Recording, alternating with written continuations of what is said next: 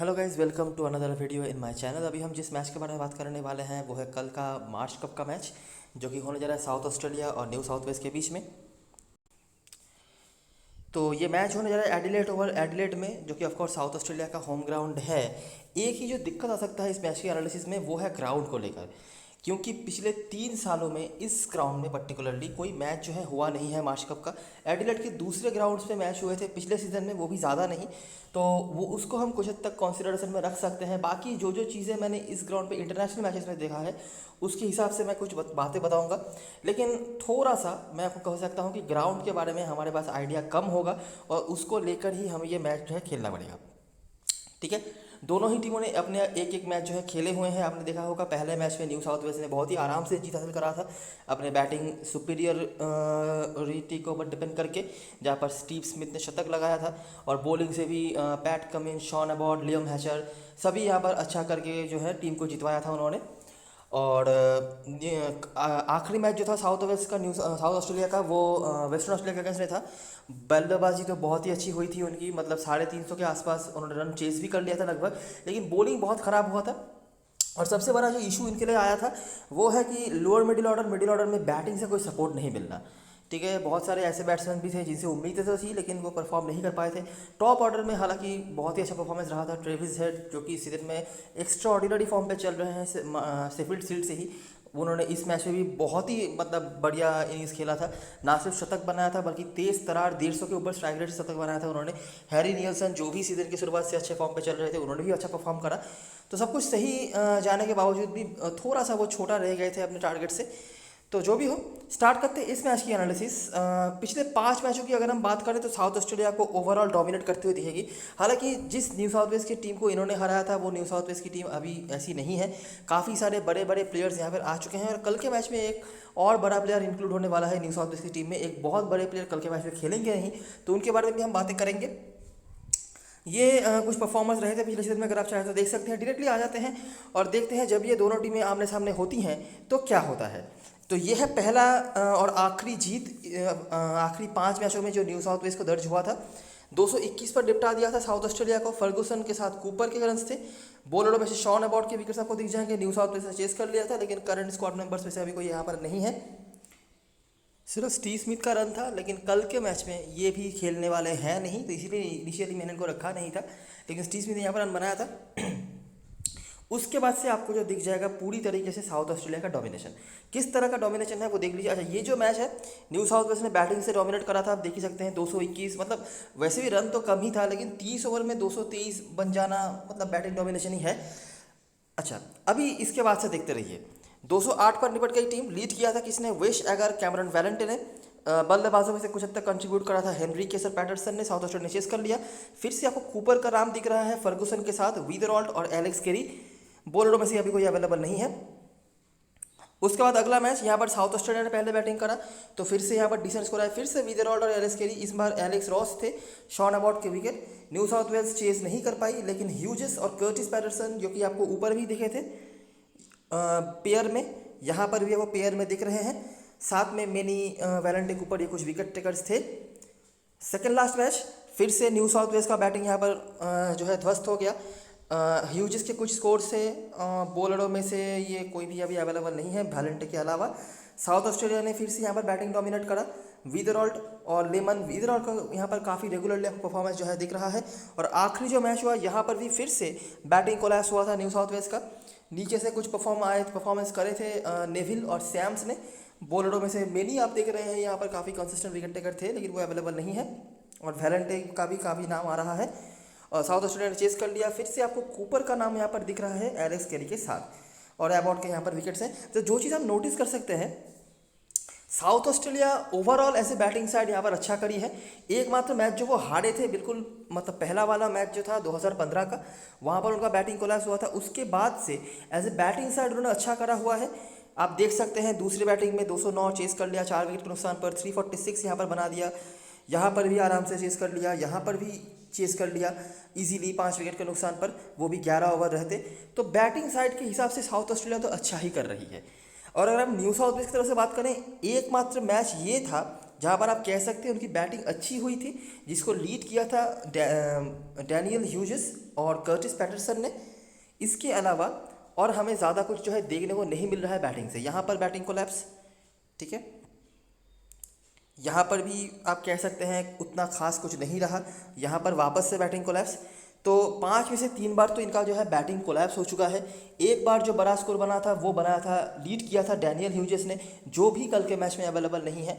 तो रिकॉर्ड्स जो हैं, जैसे कि आपने ऊपर देखा ही है कि साउथ ऑस्ट्रेलिया 4-1 से आगे है, तो there is a reason behind that कि रिकॉर्ड जो है न्यू साउथ वेल्स के बिल्कुल भी यहाँ पर अच्छे नज़र नहीं आ रहे हैं। हालांकि ये भी सही बात है कि जो प्लेयर्स उन टीमों में खेलते थे उस समय, अभी जो प्लेयर्स खेलते हैं उसमें डिफरेंस है, लेकिन वो डिफरेंस कितना है, क्या है, वो सब हम आगे डिस्कस करेंगे। लेकिन रिकॉर्ड्स ये हैं, ठीक है, ये आपने आई होप देख लिया होगा। हेड टू हेड मैच के परफॉर्मर्स की बात करें तो 2 बहुत ही out of the box performer आपको देखने को मिल रहे हैं। टॉम कूपर, मतलब 1% भी मुझे नहीं लगता स्मॉल लीग में कोई इनको लेने भी वाला है, कोई स्पेस नहीं है इनके लिए, आप कह सकते हैं सिलेक्शन परसेंटेज भी बहुत कम होगा। लेकिन इस फिक्सचर में काफ़ी अच्छा परफॉर्म उन्होंने करा है। बहुत बड़े बड़े स्कोर्स तो नहीं, लेकिन कंसिस्टेंट रहे हैं जब भी मौका मिला है, और मौके इनको मिलते हैं लगभग। इसके सिवाय कैलम फर्ग्यूसन का भी यहाँ पर है, उतना खास कुछ नहीं लेकिन है। और वीदरऑल्ड, जिनके 3 में से 2 बार इन्होंने यहाँ पर शतक लगाया हुआ है, ठीक है, आपने यहाँ पर देख ही लिया होगा। यहाँ पर चेस करते हुए उन्होंने शतक लगाया था, और यहाँ पर बैटिंग फर्स्ट में, ठीक है। तो 2 सीज़न में लगातार उन्होंने शतक लगा कर आ रहे हैं, और ये मैच के साथ खेले नहीं थे वो। इसके सिवाय भी लेमन का भी नाम है जो भी अवेलेबल नहीं है। न्यू साउथ वेल्स की तरफ से Daniel Hughes of course available नहीं है, और कर्टिस पैटरसन का नाम हमें मिल रहा है। बहुत खास नहीं है इनका भी, लेकिन जैसे कि आपने देखा है कि एज ए बैटिंग साइड बहुत अच्छा कर भी नहीं पाई है न्यू साउथ वेल्स की टीम इस फिक्सचर में। तो उसी का एग्जाम्पल यहाँ पर भी हमें जो है देखने को मिल रहा है। बॉलरों में से बात करें तो शॉन अबॉट का नाम आपको यहाँ पर मिल जाएगा। 5 मैच में 10 विकेट, पर मैच 2 विकेट के औसत से है, तो ठीक ठाक ही है आप कह सकते हैं। साउथ ऑस्ट्रेलिया की तरफ से मेनी का नाम आपने कई बार देखा था, लेकिन वो अवेलेबल नहीं है। इसके सिवा कैमरन वैलेंटे और एडम जाम्पा जो भी अवेलेबल नहीं है। तो जो प्लेयर्स अवेलेबल हैं इनमें से टॉम कूपर, कैलम फर्ग्यूसन, जो वीदरऑल्ड, कर्टिस पैटरसन, यहाँ से शॉन अबॉट और कैमरन वैलेंटे, ये कुछ नाम हैं जो हमें दिख रहे हैं जिनका कुछ हद तक रिकॉर्ड्स है। लेकिन सिर्फ रिकॉर्ड की वजह से आप जा नहीं सकते हैं, क्योंकि ये जो रिकॉर्ड्स हैं ये जिस टीम्स के अगेंस्ट में बने थे, स्पेशली न्यू साउथ वेल्स की जो जिस टीम के अगेंस्ट में बना था, वो अभी टीम में जो है काफ़ी चेंजेस आ चुके हैं। अभी इस ग्राउंड के बारे में, अच्छा, हेड टू हेड में क्या क्या चीज़ें हैं आई होप आपने देख लिया होगा। उसमें से कितना ज़्यादा रेलिवेंट होगा नहीं होगा वो तो हम आगे डिस्कस करेंगे ही, लेकिन जो है आई होप आपने देख लिया होगा, ठीक है। अभी हम बात करेंगे ग्राउंड के बारे में, ठीक है। देखिए, इस ग्राउंड पे तो कोई मैच हुआ ही नहीं है पिछले 3-4 सालों में। अगर मैं बात करूँ मार्च कप का, एडिलेड के किसी ना किसी ग्राउंड पे पिछले सीजन में मैचेस हुए हैं, तो उसको हम थोड़ा बहुत कंसिडर करेंगे। और इस पर्टिकुलर ग्राउंड पे इंटरनेशनल कुछ मैचेस हुए हैं, तो उसको भी हम थोड़ा बहुत डिस्कस करेंगे, ताकि थोड़ा बहुत कंक्लूजन जो है वो हमें मिल सके। तो देखते रहो। देखो, ये है एडिलेड में मैचेस जो है हुए हैं, लेकिन एडिलेड ओवल में नहीं, दूसरे किसी ग्राउंड पे पिछले सीजन के 3 मैचेस हैं, देखते रहो। तो ये हुआ था western Australia versus south Australia, 252 पर टीम निपट गई थी। पेसर्स का आपको अपर हैंड यहाँ पर पूरी तरह दिख रहा है। वेश अगर जो अभी करंट स्क्वाड में बस में से हैं, और लेग स्पिनर के 2 विकेट। साउथ ऑस्ट्रेलिया उसको चेस भी नहीं कर पाई। वैलेंटे, फर्गूसन के कुछ रन्स थे, और फर्गूसन का मैं हमेशा ही कहता हूँ जैसे जैसे सीजन एंड होने जा रहा है फर्गूसन का स्कोर आता है। और ये जो आखिरी मैच ही था वेस्टर्न ऑस्ट्रेलिया साउथ ऑस्ट्रेलिया, जो हमने डिस्कस भी करा था ये मैच, पेसर्स का अपर हैंड यहाँ पर भी। अगला मैच 255, फिर से आपको यहाँ पर वैलेंटे दिख जाएंगे, रिचर्डसन दिख जाएंगे, रॉबिन्स, ये सारे पेसर हैं, और एक लेग स्पिनर को विकेट। साउथ ऑस्ट्रेलिया ने चेस कर लिया। वीदरऑल्ड, हेड, केरी, जिनके यहाँ पर परफॉर्मेंसेस थे, पेसर का अपर हैंड यहाँ पर भी। और अगला मैच अगर हम देखेंगे तो आप नोटिस कर सकते हैं कि बैटिंग फर्स्ट में रन्स यहाँ पर ज़्यादा जो है बन नहीं रहे हैं, ठीक है। 252 यहाँ पर बना था, वो अलग बात है, सामने वाली टीम चेज नहीं कर पाई। दूसरे में 255 जो कि चेज हो गया, वो भी काफ़ी आसानी से। और अगले मैच पर अगर हम देखेंगे तो 228 बना था, जो कि चेज हो गया था। पेसर्स का ही जो है अपर हैंड रहता है, और बीच बीच में अगर कोई लेग स्पिनर हो तो उसको विकेट वगैरह मिल सकता है। बाकी यहाँ पर खास कुछ नहीं है। अभी ये इस पर्टिकुलर ग्राउंड पे नहीं है, तो हम इसको बहुत ज़्यादा रिलेवेंट इन्फॉर्मेशन के तौर पे कंसिडर नहीं कर सकते। अगर मैं एडिलेड ओवल की बात करूं तो ऑफकोर्स देखिए, पिछले 2 साल में तो कोई मैच हुआ नहीं है। आखिरी मैच जनवरी में हुआ था 2019 के। तो वहाँ से अगर मैं कंसिडर करूँ तो जितना मुझे समझ में आया है कि इस ग्राउंड पर रन्स बन सकते हैं, ठीक है। 300 के ऊपर मैंने बनते हुए भी देखा है। चेज हो जाता है अगर रन थोड़ा कम हो, मतलब 250 के नीचे स्कोर हो तो वो चेज भी हो जाता है, लेकिन 250 के ऊपर मतलब 280 या 300 के आसपास अगर स्कोर बने तो चेज होना मुश्किल होता है। पेसर्स का अपर हैंड एडिलेड ओवल में भी हमें देखने को मिला है, और मैंने देखा है कि कभी कभार यहाँ पे एक आध बड़ा स्कोर भी इंडिविजुअली बन जाता है। अभी सामने वाली टीम की बॉलिंग कैसी है वो उसके ऊपर डिपेंड करता है कि मतलब कितना स्कोर बनेगा या नहीं बनेगा, लेकिन ऐसे बनते हुए हमने देखे हैं। ठीक है। अभी किस तरह से कंसीडर करना है ये तो मैं समझ नहीं पा रहा हूँ। तो क्या करना पड़ेगा हमें कि जो रिकॉर्ड्स हेड टू हेड के बेसिस पे है उसको कंसीडर करना पड़ेगा। पेसर्स को यहाँ पे हमें फुल ऑन प्रायोरिटी देनी है। अगर कोई लेग स्पिनर हो तो आप ले सकते हो, नहीं लोगे तो भी चलेगा, लेकिन पेसर्स का प्रायोरिटी यहाँ पर हमेशा ही रहेगा।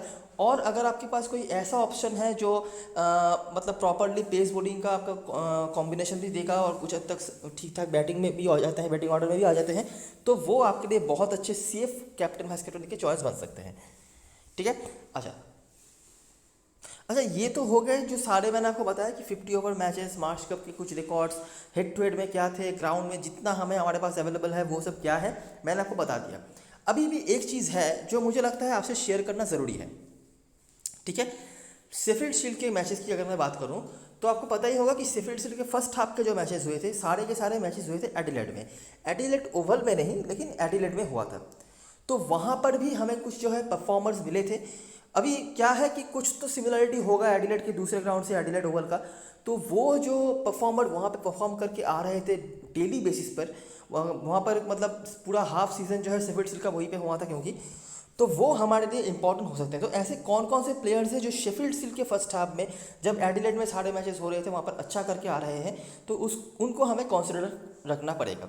तो वो कौन कौन से प्लेयर हैं आगे हम बात करते हैं। देखिए ज़्यादा कुछ यहाँ पे नहीं है, तो मैं डायरेक्टली आ जाता हूँ प्लेइंग 11 सेक्शन में। न्यू साउथ वेल्स की तरफ से सबसे बड़ा जो चेंज होने वाला है वो है डेविड वार्नर वापस आएंगे, और वो वापस आएंगे स्टीव स्मिथ के जगह पर, और निक लार्किन भी आएंगे। वो डैनियल ह्यूजेस इंजर्ड हैं तो उनके जगह पर वो आ जाएंगे। ये दोनों लाइक टू लाइक चेंज होगा। डेविड वार्नर ओपनिंग पे, निक लार्किन वन डाउन।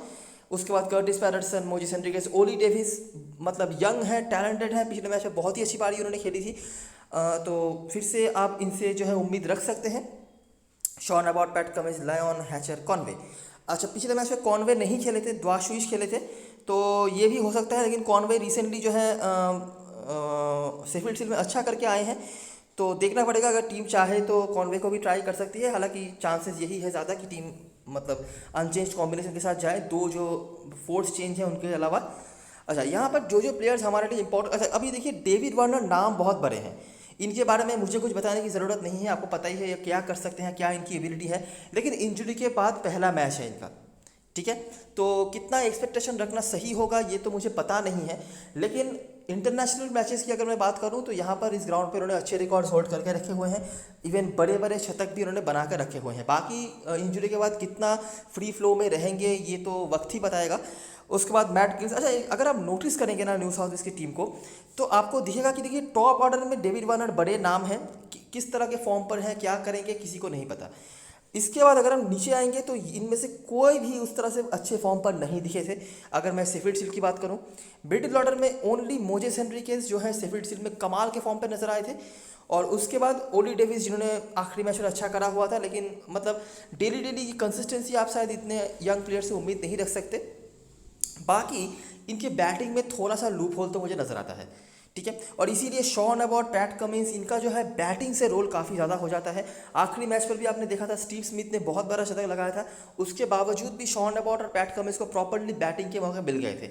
तो ये जो दो प्लेयर्स हैं ना, इनको सिर्फ बॉलर के तौर पे कंसीडर नहीं करो तो ही बेहतर होगा, इनको एज ए प्रॉपर ऑलराउंडर आप कंसीडर कर सकते हैं। मोजिस हेनरिक्स ज़्यादा बॉलिंग नहीं करवाते तो मैं मोजिस हेनरिक्स को भी कह लेता, लेकिन ये दोनों आप as a proper allrounder consider कर सकते हैं। क्योंकि मिडिल ऑर्डर में अगर मैं सही बताऊं तो मुझे काफ़ी लूप होल्स नज़र आ रहे हैं। अभी और भी कुछ फैक्टर्स हैं, जैसे कि साउथ ऑस्ट्रेलिया की जो बॉलिंग है बिल्कुल भी अप टू द मार्क नहीं हुआ था। पिछले मैच पर उनके पास मौका था वेस्टर्न ऑस्ट्रेलिया को मतलब दबोच लेने का, लेकिन वो कर नहीं पाए थे। जबकि हमने देखा भी था कि वेस्टर्न ऑस्ट्रेलिया से बैटिंग साइड उतना अच्छा नहीं करती है। लेकिन जो भी हो, तो ये एक चीज़ है कि इन दोनों को आप एज एन ऑलराउंडर कंसिडर कर सकते हैं। और वैसे भी शॉन अबाउट तो बैटिंग से कमाल के फॉर्म पे थे ही। बस यहाँ पर और कुछ मुझे बताने के लिए नहीं है। इनमें से जो प्लेयर्स मेरे लिए इंपॉर्टेंट होंगे, मोजेस हेनरिक्स को मैं ड्रॉप नहीं करना चाहूँगा जिस तरह के फॉर्म पर ये हैं। डेविड वार्नर को आपको ऑटोमेटिकली रखना ही पड़ेगा स्मॉल लीग में। हालांकि मैं बार बार कह रहा हूँ, मुझे बिल्कुल आइडिया नहीं है कि इस तरह के फॉर्म पर ये हैं। रिकॉर्ड्स वगैरह ऑफकोर्स कुछ अवेलेबल नहीं होंगे, लेकिन इस तरह के प्लेयर्स की रिकॉर्ड की ज़रूरत होती नहीं है, ये मुझे बताने की ज़रूरत नहीं है। उसके बाद अगर आप देखना चाहें तो कर्टिस पेडरसन के रिकॉर्ड्स यहाँ पे हैं, ठीक है। ये भी बहुत अच्छे फॉर्म पर नहीं थे और स्मॉल लीग में मुझे नहीं लगता कोई इनको कंसिडर करने वाला है। बड़ी लीग में अगर आप चाहो तो ले सकते हो। तो मोजेस हेनरिक्स, डेविड वार्नर के बाद डायरेक्टली मेरे पास आने वाले हैं ओली डेविस, उसके बाद शॉन अबॉट, पैट कमिंस तो मस्ट हैव है ही। तो ये हो गए हमारे 5 प्लेयर्स। छठा प्लेयर आप लियम हैचर या बेन डाल्फ्रिज में से किसी एक को ले सकते हो। द्वाशी सारी शायद थोड़ी सी बैटिंग भी कर लेंगे। नितन लियोन मुझे इस ग्राउंड पे उतना ज़्यादा इफेक्टिव होते हुए नज़र नहीं आ रहे हैं। और लॉन्गर फॉर्मेट मतलब 4 डे 5 डे मैचेस के निथन लियोन और लिमिटेड ओवर क्रिकेट के निथन लियोन में काफ़ी डिफरेंस है, ये तो आपको कोई पता होगा। साउथ ऑस्ट्रेलिया की तरफ से बात करें तो विदरॉल्ड फॉर्म पे नहीं है, ठीक है। पिछले मैच में भी स्टार्ट मिला था लेकिन उस तरह से कुछ खास कर नहीं पाए थे, लेकिन एडिलेड में ओवरऑल ये काफ़ी अच्छा करते हैं, ये देखा गया है। और इस फिक्सचर में भी इनके रिकॉर्ड्स काफ़ी डिसेंट हैं, तो रखना पड़ेगा आपको। हालांकि न्यू साउथ वेल्स की जो बॉलिंग है वो मुझे काफ़ी सही नज़र आ रही है, स्पेशली पैट कमिंस और नेथन लियोन के आने के बाद। नेथन लियोन भले ही विकेट वगैरह निकाले नहीं निकाले, एक तरह से प्रेशर तो बना के रख ही सकते हैं। उसके बाद हैरी नीलसन जिन्होंने पिछले मैच में ओपन करा था, सच बताऊँ काफ़ी अच्छे फॉर्म पर ही रहे हैं। पूरे शेफील्ड शील्ड में ही इन्होंने काफ़ी अच्छा करा हुआ है। पिछले मैच में भी मतलब पिछले मैच के बाद तो आपकी सबकी अटेंशन में आ ही चुके होंगे ये, लेकिन सच में ही काफ़ी अच्छे फॉर्म पर ये रहे हैं। ट्रेविस हेड मतलब कोई चांस ही नहीं है कि आप इनके ऊपर कोई रिस्क लें इस मोमेंट पर। जिस तरह के ये फॉर्म पे चल रहे हैं ना, इनके ऊपर आप किसी तरह की चांस नहीं ले सकते। अभी आप ये एक बार के लिए कह सकते हैं कि मतलब सामने वाली टीम की बॉलिंग भी उतनी बुरी नहीं है, तो हो सकता है कि कोई चांस बने, लेकिन जिस तरह के फॉर्म पर ये है ना, मुझे नहीं लगता कि मतलब 2 बॉलर्स की वजह से आप इनको किसी तरह से भी ड्रॉप करने की सोच भी सकते हो। इवन कैप्टन वाइस कैप्टनसी के मामले में भी आप ज़्यादा रिस्क इनके ऊपर नहीं ले सकते, ठीक है। उसके बाद एलेक्स केरी फिर से फर्स्ट चॉइस कीपर आपके लिए होने चाहिए, क्योंकि मतलब बड़े प्लेयर हैं और यहाँ पर तो जिस तरह की बॉलिंग है, ये वेस्टर्न ऑस्ट्रेलिया की इनएक्सपीरियंस बॉलिंग तो है नहीं कि मतलब आखिरी मोमेंट पे इनको बैटिंग करने आना पड़े, हिट करने की ज़रूरत पड़े। तो प्रॉपर मौके इनको मिलने चाहिए शुरुआत में ही, मुझे लगता है। तो ऑफकोर्स आपका इंपॉर्टेंट पिक है। उसके बाद कैलम फर्ग्यूसन, टॉम कूपर एक out of the box performer के तौर पे आपके सामने आ सकते हैं इस फिक्सचर में। मौके जब भी इनको मिले हैं कुछ ना कुछ तो इन्होंने करके रखा ही हुआ है। कैमरन वेरेंटे एक और इम्पॉर्टेंट प्लेयर जो आपके लिए काम पे आ सकते हैं। ये थोड़ी सी बैटिंग भी कर लेते हैं, पिछले मैच में ओपनिंग बॉलिंग भी करवाई थी, विकेट नहीं मिला था, लेकिन एज एन ऑलराउंडर आप इनको कंसिडर कर सकते हो। उसके बाद बॉलरों में से बात कर ली जाए तो हैज़ मुझे कोई उम्मीद तो नहीं है। हालांकि लेग स्पिनर हैं तो अगर आप चाहो कंसिडर कर सकते हो बड़ी लीग में। छोटी लीग में मुझे नहीं लगता आप इनको कंसिडर रखोगे। नीचे आएंगे तो वेश जैगर और डैनियल वोडाल का ऑप्शन भी आपको मिल जाएगा। डैनियल वोडाल यहाँ पर थोड़ी सी बैटिंग भी कर सकते हैं। और कोई खास यहाँ पर नहीं है। कैप्टन वाइस कैप्टन चॉइस की बात करें तो साउथ ऑस्ट्रेलिया के होकर एलेक्स केरी और Travis head. Travis head universal captain होंगे, ये आप कॉन्सिडरेशन में रख सकते हो सकता है कुछ लोग अगर रिस्क लें तो डेविड वार्नर को कैप्टन बना दें क्योंकि उनका नाम बड़ा है, लेकिन मुझे नहीं लगता कि आपके पास इनसे अलावा और कोई भी बेस्ट कैप्टन का चॉइस जो है होने वाला है ट्रेविस हेड के अलावा। उसके बाद कैलम फर्ग्यूसन विदरॉल्ड। रिस्क लेना है तो टॉम कूपर और हैरी नीलसन में से। हैरी नीलसन को हो सकता है कुछ लोग कल के मैच में भी अवॉइड करें। सिलेक्शन परसेंटेज तो डिसेंट है अभी के लिए, 60% के आसपास है, लेकिन हो सकता है कि कुछ लोग अवॉइड इनको करें। लेकिन मैं पर्सनली नहीं चाहूँगा। जितने प्लेयर्स फॉर्म पर रहे हैं शेफील्ड शील्ड में साउथ ऑस्ट्रेलिया के होकर, उनमें से ये एक हैं। न्यू साउथ वेल्स की तरफ से मोजेस हेनरिक्स और डेविड वार्नर। अभी तो सिलेक्शन परसेंटेज कम है, लेकिन ये आपको ही पता है कि जब भी लोग इनको खेलते हुए देखेंगे ऑटोमेटिकली पिक करेंगे और कैप्टन वाइस कैप्टन भी आंख बंद करके बना ही देंगे। और उसके बाद कमिंस और एबॉट। और रिस्क लेना है, अच्छा ह्यूजेस तो अवेलेबल नहीं है तो ह्यूजेस को इग्नोर करेंगे आप। ओली डेविस और हैचर बॉलरों में से अगर आप चाहो इनमें से कंसिडर कर सकते हो। तो ये रही सारी चीज़ें और सारी एनालिसिस अभी एक बार देख लेते हैं ड्रीम 11 की टीम। तो मैंने इस तरह का यहाँ पर एक स्ट्रक्चर बनाया है। मैं पहले मेरी टीम बनाने का जो बेसिस है मैं बता दूँ। बेसिस यही है कि साउथ ऑस्ट्रेलिया की जो बॉलिंग है वो बहुत ज़्यादा अप टू द मार्क मुझे नज़र नहीं आ रही है, ठीक है। तो इसीलिए मैंने कोशिश यही करा है कि ऐसे प्लेयर्स को नहीं छोड़ने का जो फॉर्म पर रहे हैं। डेविड वार्नर के फॉर्म के बारे में मुझे कोई आइडिया नहीं है, लेकिन आपको पता है आप स्मॉल लीग में इनको छोड़ नहीं सकते। भले ही कैप्टन वाइस कैप्टन बनाओ ना बनाओ आपकी मर्जी, लेकिन स्मॉल लीग में आप इनको कतई नहीं छोड़ सकते, तो मैंने भी नहीं छोड़ा है। और न्यू साउथ वेल्स की जो बॉलिंग है वो अप टू द मार्क रही है पहले मैच पे। तो स्पेशली दो जो मेन उनके बॉलर्स रहे हैं, इसके सिवा भी लियम हैचर का भी ऑप्शन होगा, लेकिन इनिशियली मैं इनको कंसिडर नहीं कर पा रहा हूं, लेकिन उनका भी एक ऑप्शन है। मैं बता रहा हूं यहाँ पर आप क्या क्या कर सकते हो। बैट्समैन सेक्शन में विदरॉल्ड वैसे भी सेफ पिक है और रिकॉर्ड भी इनकी काफ़ी डिसेंट है इस फिक्चर में, तो मैंने इनको रख लिया है। डेविड वार्नर को तो आप बेस नहीं कर सकते। ओली डेविस के ऊपर हो सकता है कुछ लोग रिस्क लें, लेकिन मैं यहाँ पे रिस्क नहीं लेना चाहता। अगर आपको नहीं लेना है इनको, 16 से 63% कम भी है इनका, तो इसके जगह पर अगर आप रिकॉर्ड देखना चाहते हो तो वो है टॉम कूपर का। ठीक है, Tom Cooper out of the box यहाँ पे बहुत ही यूनिक परफॉर्मर के तौर पे आपके सामने आ सकते हैं। इसके सिवाय कर्टिस पैटरसन, लेकिन इशू यही है कि ये दोनों ही शेफील्ड शील्ड में फॉर्म पे नहीं थे। टॉम कूपर शायद ऑफ लेट ज़्यादा मैचेस खेले नहीं थे लास्ट के कुछ मैचेस में, लेकिन कर्टिस पैटरसन तो बहुत दिनों से फॉर्म पे नहीं है। और कैलम फर्ग्यूसन, लेकिन कैलम फर्ग्यूसन का क्या ऑब्जर्वेशन है, मैंने आपको हमेशा ही बताया है कि सीजन के शुरुआत में उतना अच्छा ये नहीं कर पाते हैं। ये 3 ऑप्शंस हैं। कैलम फर्ग्यूसन थोड़ा सा सेफ होगा आपके पास, क्रेडिट का कोई इशू नहीं है, लेकिन ये 3 ऑप्शंस हैं जो आप ले सकते हो ओली डेविस के जगह पर। कीपर सेक्शन में ये दोनों डिफॉल्ट पिक हो जाते हैं। गिल्स का ऑप्शन आता है। गिल्स डोमेस्टिक सर्किट में काफ़ी कंसिस्टेंट स्कोरर माने जाते हैं। बड़ी लीग में ट्राई करना, छोटी लीग में मैं बिल्कुल भी सजेस्ट नहीं करूँगा। उनसे बेटर ट्राइड एंड ट्रस्टेड वाले प्लेयर्स हैं केरी और नियल्सन। ऑलराउंडर सेक्शन में मुझे नहीं लगता कि इन तीनों के बाहर आपके पास कोई ऑप्शन है। ये तीनों ही खेलेंगे और तीनों ही मेरे लिए बहुत इंपॉर्टेंट है। शॉन अबॉट और पैट कमिंस तो मैंने आपको बता ही दिया कि इनको एज एन ऑलराउंडर कंसिडर कर लेना। अच्छा, तो यहाँ पर मैंने लेकर रखा है डेविस को। बॉलरों में से मैंने यहाँ पर कमिंस को रखा है। वोराल क्योंकि थोड़ी सी बैटिंग भी कर लेंगे। वोराल के जगह पर आप वेशेकर को भी रख सकते हो, मतलब आपकी मर्जी है, यहाँ पर मैं कोई बात नहीं करना चाहता। और कैमरन वेरेंटो को मैंने रखा है क्योंकि इनके रिकॉर्ड्स यहाँ पर अच्छे हैं और पिछले मैच में बैटिंग से कंसिडर उन्होंने अच्छा करा था, थोड़ा बहुत 20 के आसपास रन बनाए थे। बैटिंग ये कर सकते हैं और जैसी बॉलिंग है न्यू साउथ वेल्स की, इनके पास बैटिंग आनी भी चाहिए और बॉलिंग में भी इनके रिकॉर्ड्स हैं ठीक ठाक हैं। इनको एज एन ऑलराउंडर ही कंसिडर कर सकते हैं आप, ठीक है, तो इसीलिए मैंने रखा है। बाकी कैमरन वेरेंटे के जगह पर भी अगर आप चाहो तो वेशेकर को ले सकते हो डैनियल वुडाल के साथ, या फिर डैनियल वुडाल के जगह पर भी। इसके सिवाय भी बॉलर में से आपके पास ऑप्शन के तौर पर आते हैं लियम हैचर और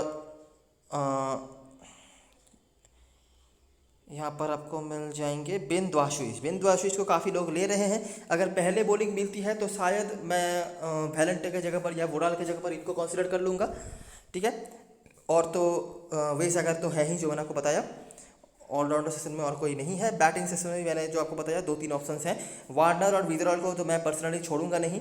बड़ी लीग की टीम बना रहे हो तब आप सोच सकते हो वार्नर के साथ क्या करना है या फिर विदरॉल के साथ क्या करना है, क्योंकि विदरॉल फॉर्म पर तो नहीं नजर आए थे। पिछले मैच में स्टार्ट लिया था लेकिन फिनिश नहीं कर पाए थे, स्पेशली वेस्टर्न ऑस्ट्रेलिया की बॉलिंग के अगेंस्ट में, जो कि बिल्कुल भी फॉर्म पर नजर नहीं आ रही थी उनके अगेंस्ट में भी। तो ये थोड़ा सोचने वाला बात है। बाकी रिकॉर्ड्स वगैरह तो डिसेंट है ही और मतलब तेज तरार स्टार्ट कर रहे हैं, तो इसीलिए इनिशियली मैं इनको स्मॉल लीग के सेफ कॉम्बिनेशन में ड्रॉप नहीं कर रहा। कैप्टन वाइस कैप्टन चॉइस की बात करते हैं तो देखिए ट्रेविस हेड मेरे लिए फिर से सेफेस्ट पॉसिबल कैप्टन चॉइस है, ठीक है। बॉलिंग भी कुछ ओवर का तो करवाएंगे ही अगर एक आध विकेट वहाँ पर निकाल लेते हैं, और जिस तरह की फॉर्म पर ये हैं। और सबसे बड़ी बात जो मैंने शेफील्ड शील्ड का आपको पॉइंट बताया कि जिस दौरान एडिलेड में लगातार मैचेस हुए थे उस समय में मतलब ट्रेविस हेड ने कमाल का परफॉर्मेंस करके रखा हुआ था और उसी बीच उन्होंने सबसे ज़्यादा रन जो है बनाए थे, और वैसे भी बहुत ही अच्छे फॉर्म पर तो ये हैं ही। तो मुझे नहीं लगता कि फॉर्म के बारे में अगर आप बात करेंगे तो इनसे बेटर ऑप्शन आपको पूरे टीम में दोनों टीम को मिलाकर कहीं मिल जाएगा, ठीक है। वाइस कैप्टनसी के लिए नाम के साथ जाना चाहते हो तो डेविड वार्नर है, ठीक है। और थोड़ा बहुत फॉर्म के बेसिस पर जाना चाहते हो तो मोजेस हेनरिक्स और शॉन अबॉट सेफ होंगे आपके पास। स्पेशली शॉन अबॉट तो बॉलिंग भी करवाएंगे, मोजेस हेनरिक्स के साथ उतना बॉलिंग नहीं करवाए। रिस्क लेना है तो विदरॉल्ड का ऑप्शन यहाँ पर अवेलेबल होगा। हालांकि सामने वाली टीम की बॉलिंग के चेंज होने के बाद कितना अच्छा ये कर पाएंगे और फॉर्म का भी थोड़ा इशू रहा है, तो इसीलिए मैं स्मॉल लीग में इनिशियली सजेस्ट नहीं करूंगा, लेकिन बड़ी लीग में ट्राई कर सकते हो। और पैट कमिंस को भी यहाँ पर, ये जो पैट कमिंस और शॉन अबॉट है इनको एज एन ऑलराउंडर कंसिडर करना मैं बार बार कर रहा हूँ। और मोजेस हेनरिक्स तो बहुत ही अच्छे फॉर्म पर रहे हैं इस सीजन में बैटिंग से, ठीक है। इसीलिए तो ये 4 मेरे लिए सेफ ऑप्शंस हैं कैप्टन वाइस कैप्टनसी के लिए और डेविड वार्नर नाम के बेसिस पर, ठीक है। तो ये रही सारी चीज़ें और सारी एनालिसिस। अगर आपको वीडियो अच्छा लगा हो तो लाइक ज़रूर करना, सब्सक्राइब करना चैनल को, और टेलीग्राम चैनल पे ज़रूर ज्वाइन हो जाना, क्योंकि लास्ट मोमेंट पे सारी अपडेट्स वगैरह यहीं पे आती हैं। तब तक के लिए best of luck for this match and goodbye for now.